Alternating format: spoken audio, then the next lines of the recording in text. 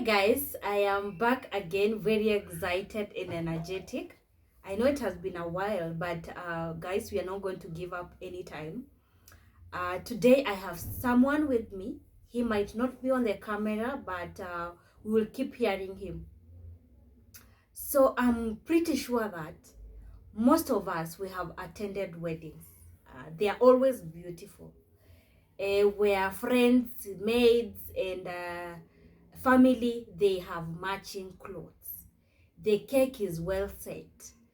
The service providers, the decor is well organized. So, and have we ever thought of what goes into that? It is literally a lot. And that is what we are going to discuss today, just to help each other on how to balance so that we are not extremely doing it or we are underdoing the planning of the wedding.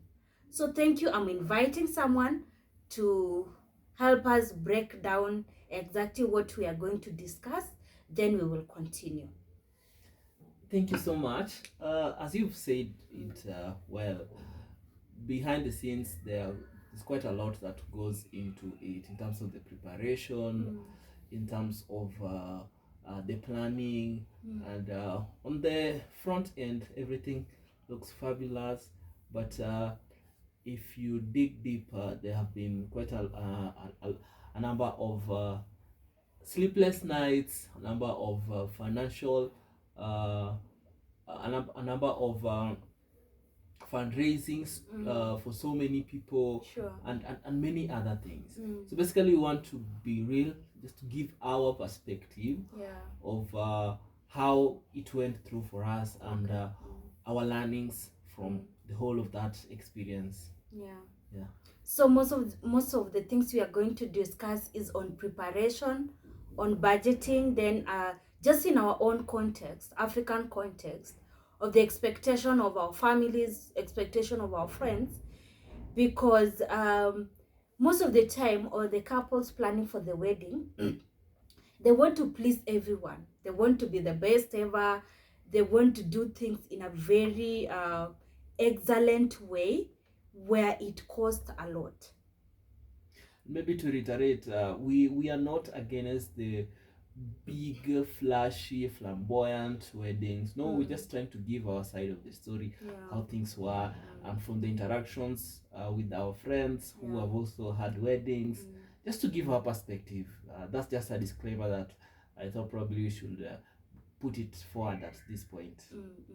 And maybe with that, most of the couples at a time do focus more on the wedding itself and forget investing in their marriage. And when they come together, they realize they don't know each other. They realize there is nothing they have built for themselves, and they were only interested on that day, and the day is over. What next? What are they supposed to do next? I think that is something maybe we are going to work with you. We are going to help each other. We are not perfect. We are not there yet. It is a journey, but we want to help each and every one of us. It is not the day. It is the what? The lifetime. The lifetime thing. Happy ever after. We want the happy ever out after. Not only happy on that day, but always being happy in your marriage. So we are going to start with we are going to share our side of the story in regards to how we did in planning, and also budgeting, and how we approach the context of our family views, of our friends views on how we need to have our own wedding. Yeah, that is what we are exactly what we are going to share, and I'm very sure it will help someone who is planning for a wedding. Just to give context, we got married from campus. We didn't have high paying jobs, but we had desired to get married, to a wedding in church. Looking at the needs, doing the budgets, because we had had gone to we had done dowry payment a few months earlier on. Of course, in an African context, you have to go pay dowry first before you're given the lady to marry. So those are some of the obligations that we have to fulfill. So after that, then you have now to plan for the wedding, and just doing the budget, talking to vendors, the stuff or the amounts that they quote for you are quite uh, big, Higher.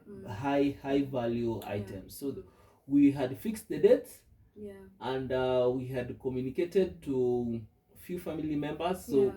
changing the dates was a bit hard. So we had to work with what we have.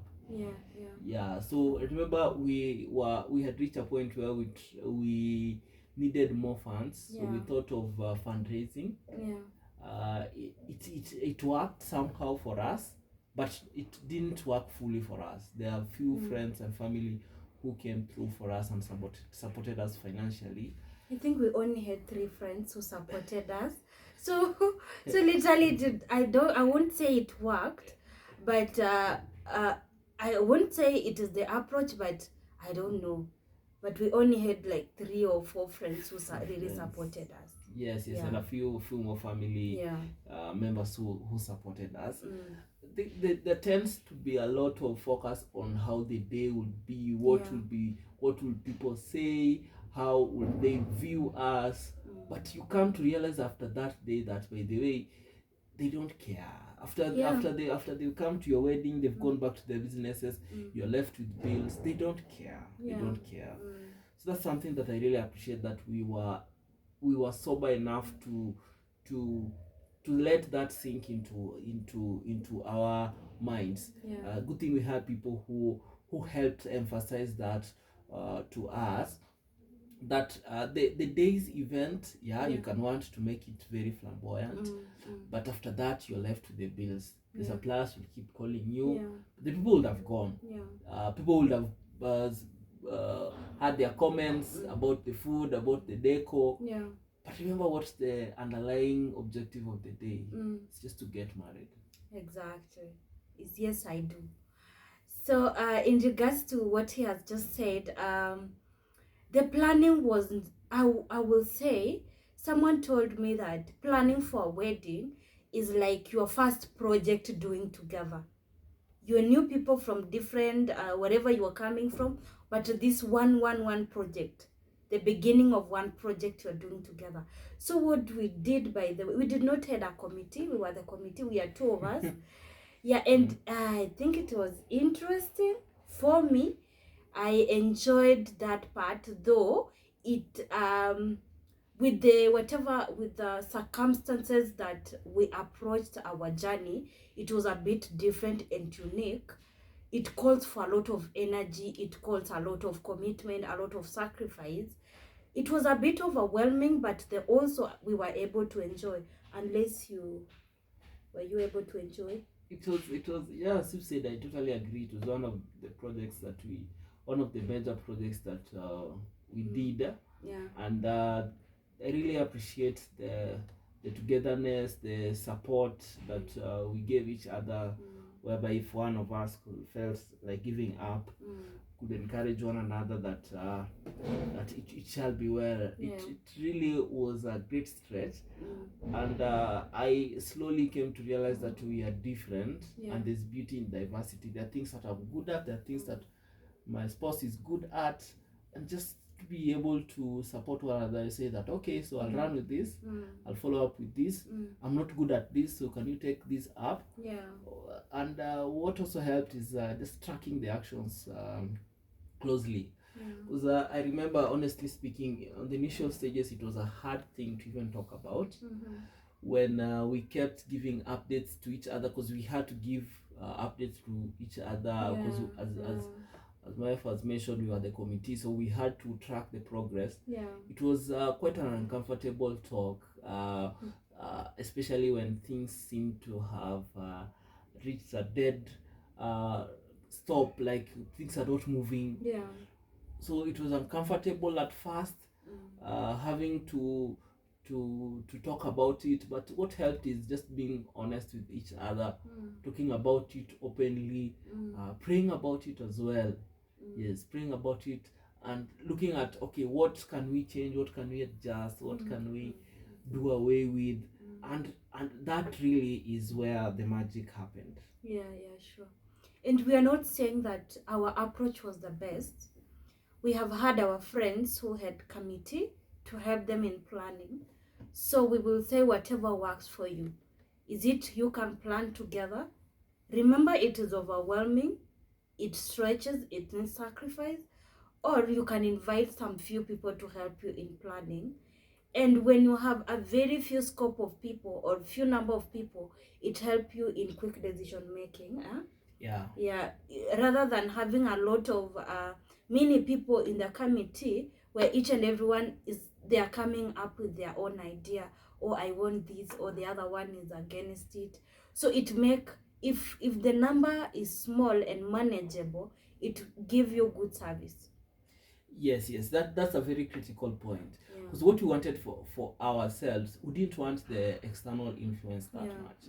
That's why we decided, okay, why not, because if we are the committee, we can easily influence certain decisions. Yeah. But if we have external forces, they are going to do certain they are going to make certain decisions that probably won't be comfortable for both of us. So Yeah. we decide, okay, where can the venue be? We agree, okay, we want the venue to be this place. Yeah. What will be the theme colors? The theme colors will be this and this. How will the program run? The program Sure. run with this and this and this. But you see, if you bring other people, so if you're selecting a committee, be very selective. Very And true. ensure that you also have a voice in it, not them supporting, but because the event is yours. Yeah. So don't let them not lose. Okay, you planning the couple, don't lose touch of it, because otherwise it will be like you're attending someone else's wedding. Yeah. So sure. ensure that you don't lose touch. You communicate well in good time with the committee, just to incorporate the stuff that you are dear to you. Yeah. Yes. And on the event, it is your event. Let them not make the critical choices or the critical decision for you, but be there to. I feel there is satisfaction that will come when you are the one making decision. If it is colors, is the lady making the decision. If it is photographer, whosoever, either the gent or the bridegroom making the decision in regards to that. And yeah, just own up. It is so important when it comes to preparation. And also another thing that we did in our preparation is the AG process. Maybe you can share. The AG process was also one of its kind. The good thing is that we started early. The earlier the better, because at times it can be so frustrating when you wait for last minute. And I think I heard from a few friends, once they notice that your wedding is sooner, the sort of you might be frustrated in a way or another. So if you start early, the better for you. Okay. Yeah, that's very true. It is good that you start was it 3 months prior? It's around there. Yeah, 3 months, or maybe earlier than 3 months, so that in case something happen, you will not be inconvenienced. You can push or do something else just to make sure that you will be able to stick within that timelines that is being set. So in regards to preparation, unless you have question on anything, we talked about the service providers, we talked about the AG, our parents, we had paid dowry. Yeah, maybe on dowry thing, maybe we can have another discussion just to go into on how it played out in our journey of getting married, and also on how we were able to approach our parents in different in their own context, and just try to help them understand, because our journey was not that easy, but we will be able to share as we proceed with other videos. So maybe before we close, just to give practical examples in terms of preparation, there are certain things that are high value, things that go into the budget, things like rings and all that. So the rings, I remember we started way earlier. So we started way earlier, so it wasn't a stretch per se. So on the clothes, we decided to go for a gown. So I just did one. I didn't buy a suit. I just used one of my clothes that I had. So it helped cut down on my budget. The shoes as well. So it was only the bride's budget that we did. Yeah. Then looking for a venue, we didn't have the whole church hall, Yeah. the whole We church did a building. portion, We yeah. just did a hall, so it really helped negotiate the costs lower. Then the catering, we didn't look for external caterers. The church had catering services, so we were able to negotiate for that. And the same venue, we used it for photography. Yeah. And it really, those small things really helped a great deal. So the venue that we got was a bit outside of Nairobi, because the venues that we were looking at in Nairobi was pretty expensive.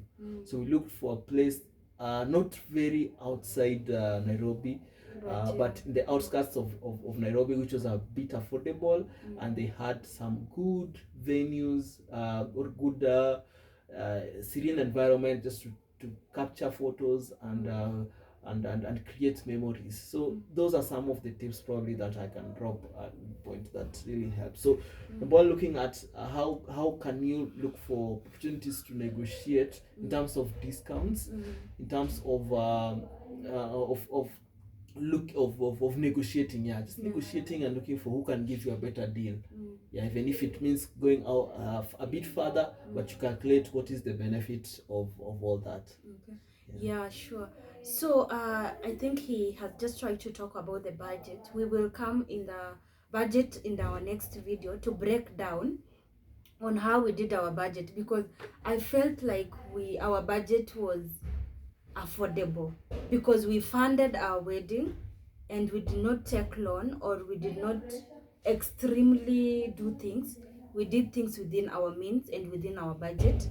It was very cheap, affordable, beautiful, smart, and everyone was matching in their own attires. So thank you guys. We will help us to invest more. Even as we talk about the part of the wedding, we are more concerned about investing in our marriage. So see you in our next video that will be discussing more about budgeting and the context of dowry payment. And also do not forget to share this video and subscribe. So thank you.